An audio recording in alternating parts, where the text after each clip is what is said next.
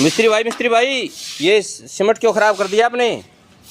Hello मिस्त्री जी, इसके पैसे कौन देगा? सीमेंट खराब हो गई है और ये सीमेंट खराब कर दी तूने। ये तो काम हुआ है मालिक का, सीमेंट घर पे थोड़ी लेके जाते हैं। और घर पे नहीं लेके जाते, क्या काम कर रहे हो? ऐसे थोड़ी खंडा के चला जाएगा, मालिक का काम हो गया, सीमेंट खंडा दी छत के ऊपर।